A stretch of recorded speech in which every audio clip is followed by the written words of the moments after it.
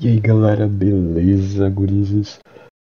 Nessa aula a gente vai aprender o quê? A gente vai chegar na parte mais que começa a ter diversão, tá ligado?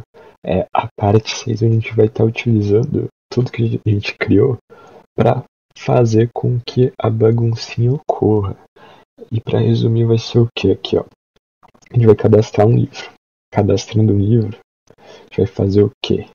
Vai cadastrar capítulos automáticos usando o quê? Add functions. Quando gera um capítulo, esses capítulos aqui vai ter um cron job, que é basicamente, imagina que é como se fosse um despertador, tá ligado? Pra quem não sabe. Quando bate aquele determinado horário, ele desperta e faz uma ação, tá certo? E essa ação vai ser o quê? Retornar aqui alguns trechos de capítulo com base nos capítulos sendo determinados nossa função. Por exemplo, vai retornar do 1 ao 4, 15 trechos, por exemplo, de cada capítulo. E daí, além disso, ele vai criar mais 5 questões pro nosso capítulo, tá certo? E para isso, eu tive que fazer algumas alterações na nossa migration dos books. Que eu fiz, para quem tá acompanhando, é que eu adicionei aqui nos excerpts, que são os nossos trechos, eu coloquei o book ID, coloquei o embedding. O que vai ser o embedding, Vai ser basicamente uma coisa que vai dizer qual que é a probabilidade desse livro ser com base no que o nosso usuário gosta. Vai ser parte do nosso algoritmo, tá certo? Mas isso eu vou explicar melhor nas próximas aulas, mas para vocês saberem. Então seria interessante dar uma conferida se vocês não estão copiando com base na aula para ver as diferenças que tem aqui nessa aula 6, tá certo? Mas as principais diferenças, deixa eu vir aqui, são que eu tive que colocar aqui a extensão do vetor e tal, tá certo? E fazer aqui um auto setbook para facilitar a nossa vida, tá certo? Mas aqui na aula 6 a gente tem que criar o que? Funções no Supabase. O Supabase permite rodar algumas funções dentro dele, sem precisar utilizar algum back-end específico, mas isso aqui tem limitações, tá certo?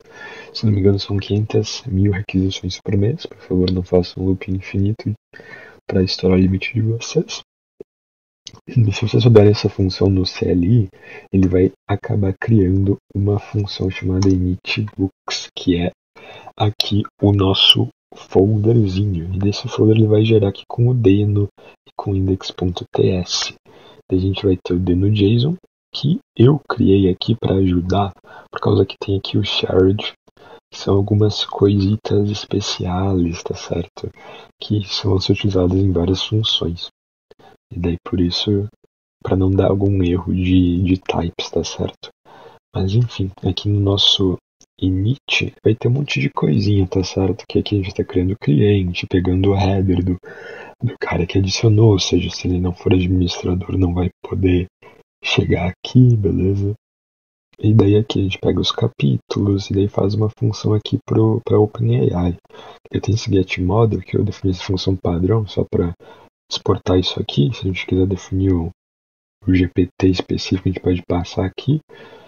E se não, sempre define aqui um padrão, que agora tem o GPT-5, estava atrasado com o 4, daí já alterei ali, beleza?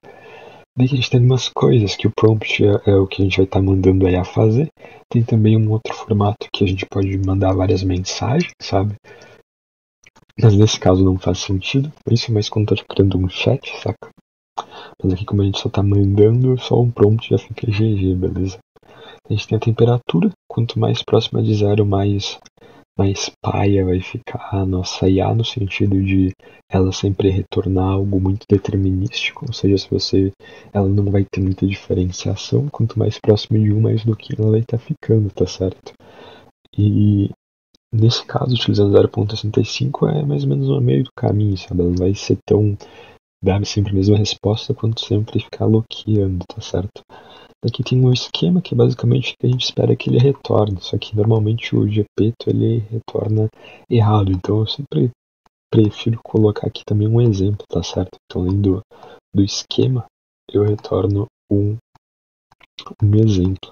Aqui a gente está usando o Zoid, que é basicamente para criar os types, tá certo? Que daí aqui o Generate Object ele aceita isso. E quando a gente vem aqui e depois o resultado, se fizerem aqui vai ter Object Chapter. Se vocês colocarem alguma coisa aleatória vai dar erro. Por causa que ele já tá typado, tá certo? Daí aqui a gente usa o Base Client para inserir os novos capítulos, tá certo? E depois a gente já dá uma chamadinha aqui pro Book Chapters, tá certo? Que aqui é uma coisa bem simples, que eu criei essa função que chama a própria Supabase, tá certo? E daí, se a gente vier aqui na nossa aulinha, vocês vão ver que tem algum env que vocês vão estar criando, Cadê o env? Cadê o env? Env, Env aqui. Meu Deus. Cadê o env? Aqui. Vocês vão precisar colocar o OpenAI, o API Key e o internal secret, tá certo? Se colocar env aqui vai? Não sei, não vai, tá? Daí isso aqui é importante, tá certo? Mas isso aqui, o OpenAI Key, vocês precisam colocar para rodar, tá certo? Daí, acessar o site da OpenAI e pegar a key deles lá, enfim. Mostrar aqui para vocês como que funciona a API da OpenAI, que no caso, vocês acertam a plataforma da OpenAI aqui. Eu fui errado, como sempre. Vem aqui no dashboard, tá certo? Ele vai mostrar um monte de coisinhas para vocês, tá certo? Vai ter aqui usage, no meu caso não tô usando muito por enquanto. Vai listar as API keys, né? Que é importante. Então, deixa eu mudar aqui pro. Não pode ser aqui. Daí quando a gente criar uma nova, vem aqui, cria um nome aqui, teste e tal. E daí, no caso das permissões, vocês podem dar tudo aqui, né? Enfim, se precisar imitar alguma coisa, dependendo do seu caso, tá aqui, beleza? Idioma não vai ser muito útil para o nosso caso, tá certo? Mas enfim, vocês vêm aqui, fazem a boa, criam um arquivo env e tacam lá esses caras. Eu não vou passar aqui, não vou clicar nesse link porque tem a minha chave, né? Eu não tô a fim de divulgá-la. Daí agora a gente veio aqui, beleza, a gente já criou a nossa funçãozinha, ok? Daí tem o Deno, que o Deno é basicamente que roda nas Edge Functions, que é muito útil, que a grande diferença para o NPM convencional é que ele, quando vocês rodam aqui, tá certo? Ele pega diretamente do CDN, sabe? Como se fosse acessar diretamente no site, tá certo? Tipo, pela URL, saca? Mais ou menos isso. E também ele é bem segurito, tá certo? É o mesmo desenvolvedor que fez o Node ajudou também aqui no processo do Deno, tá certo? A gente criou aqui o nosso Notebook Chapters, eu mostrei lá para vocês a URL. Mas agora como é que vai fazer para a gente chamar ele? Se vocês vierem aqui nas nossas migrations, nessa última que foi criada, eu adicionei aqui a PGNet e o PGChrom. Daí é necessário também a gente criar aqui um Vault, que é basicamente o que o Supabase libera para criar como se fosse um env, tá certo? Interno. Que no caso vai ser nossa URL do Supabase, que é esse cara aqui. Que no caso quando você usa local é o endereço do Docker, tem que acessar. Daí você se lembra lá do nosso tom.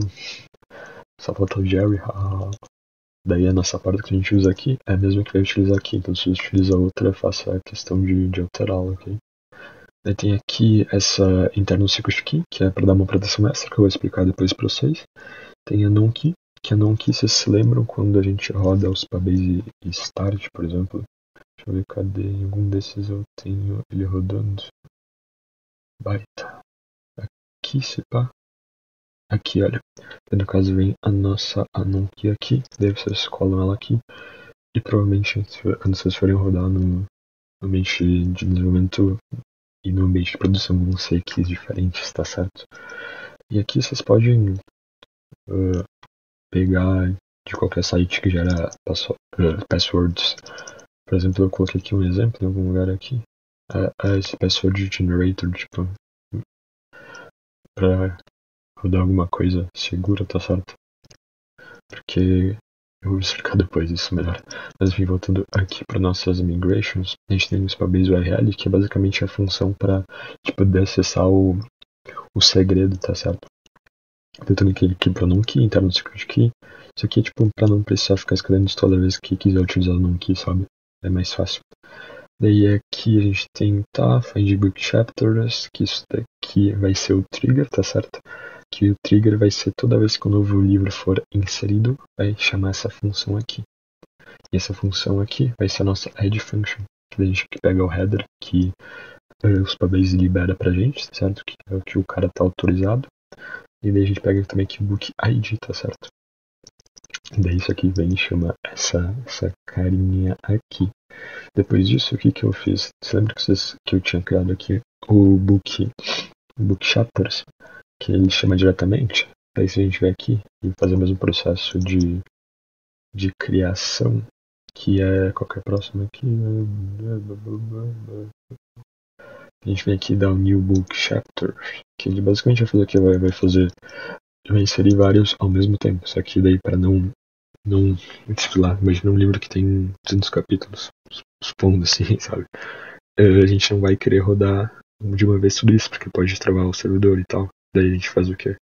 Faz um cron job que roda tipo a um tempo pré-determinado. Aqui nesse repositório eu coloquei inicialmente 15 minutos, mas provavelmente eu vou aumentar isso para ser 2 horas depois, sabe? Porque não faz sentido eu dar cada 15 minutos. Mas inicialmente eu vou deixar assim, vai esperar para teste mesmo. E daí você se lembra lá do nosso. Tem o service do secret key, né? Que a gente criou lá. Daí é importante ter esse mesmo secret key aqui no main. Tipo, esses aqui, Supabase Service Row, vocês nunca podem escrever tipo Supabase underline alguma coisa, porque isso é específico do Supabase. Todas as URLs do Supabase começam com Supabase underline. Então, esse Supabase Service Row vem do Supabase. E daí você pode acessar, mas você não pode trocar isso, ok? Porque não faria sentido, certo? E daí o que a gente faz aqui? Tem o secret key. Supabase Service Row Key, que se existir esse, a gente usa esse aqui se ele bater com o interno secret key. De outra forma, a gente tenta pegar do usuário e é isso que a gente faz. A gente pega o que? Os capítulos, a gente limita a 15 por execução e gera todos os resumos desses 15 capítulos. Nossa, 15 capítulos é muito grande, isso aqui para 5. Não faz sentido 15, enfim. Daí a gente gera os capítulos, e daí aqui a gente diz que eles estão processando. E se tem aqui algum com erro, no caso a gente remove, porque sim, né? Faz sentido ter. Se deu algum erro é porque deu ruim, né? Então elimina todos e cria novamente. Mas isso não é pra acontecer, né? E daí aqui a gente coloca um processando, beleza? E daqui a gente faz uma coisa parecida. Pede pra IA fazer algo bem camarada pra gente de resumir tudo o capítulo em algumas coisas que vai de 15 exemplinhos de resumo, tá certo? E daqui a temperatura mantém um pouco para ser um pouquinho mais criativo. E depois, além disso, aqui salvando no banco, tá certo? Eu coloquei para ele fazer algumas questões gramaticais e para a gente tipo Duolingo, tá certo? Isso é melhor. E daí aqui tem as nossas questões e opções. E daí também ele diz por que a questão tá certa, por que a questão tá errada, tá certo? Tipo, aqui no nosso answer, tá certo? Daí fora isso, a gente tem isso, né, meu? Depois que ele faz isso, ele vai fazer uma outra coisa, que são os embeds, tá certo? Que no caso é esses caras aqui, que os embeds, como tá escrito aqui, tipo, o Supabase, ele só permite utilizar GT e small, certo? Nas edge functions dele, para fazer isso, você vem aqui e faz essa coisa aqui, beleza? E daí aqui, essa função eu copiei do Supabase, tá certo? Então, ele é uma função que é rodada por statement, que statement tem uma diferença entre um trigger normal e um trigger de quando você faz um insert de várias tabelas de uma vez só, várias tabelas não, de várias linhas, saca? Daí, para não chamar individualmente, a gente faz por statement, daí quando a gente vem aqui, por exemplo, cadê o nosso ADD? Aqui, por exemplo, nesse ADD, a gente não chama um para cada novo resuminho. Chama só um para todos os resumos que são adicionados nesse comando, tá certo?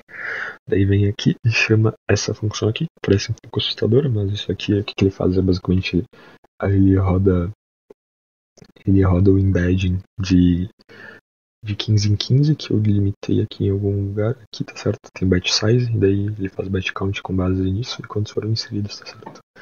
Ele faz um say, é uma operação simples, certo? O tgtb enable vem do Postgres, e daí aqui a gente coloca new table como inserted, daí por isso que tem aqui, tá certo? E aqui ele faz só um offset para fazer o limite, tá certo? E daí ele manda para nossa função aqui do embed, que ele pega essas informações e faz tudo automaticamente, tá certo? Pra gente. E depois isso vai ser utilizado bastante nas nossas pesquisas. Só deixa eu inicializar o servidor aqui para mostrar para os senhores como que isso vai estar funcionando aqui. E beleza. Spabase functions serve. Aí vamos inicializar isso aqui. Beleza. Eu tava pegando aqui uns livros, tava pensando em Divina Comédia, tá certo? A gente pode vir aqui, book title, daí a gente pega aqui, vai do 1 até o 3, porque eu não quero muitos capítulos. Daí vocês vão ver aqui, que se a gente entrar aqui, os capítulos não tem nenhum, mas se você carregar aqui, vocês vão ver que a gente está processando esse aqui. E daí quando está processando, a gente tem que esperar ele fazer, mas ele chama a função aqui para os guris, certo? Dito que ele processou alguma coisa. E aqui a gente tem as nossas informações, tá certo? E é basicamente isso que a nossa IA tá fazendo por enquanto. E daí no futuro a gente pode melhorar, claro, tá certo? Se a gente vier aqui de novo, vocês vão ver que a gente tem também as questões aqui e as respostas. Eu não sei porque eu não falo espanhol. Mas beleza, é isso aqui que eu queria fazer nessa aula de hoje.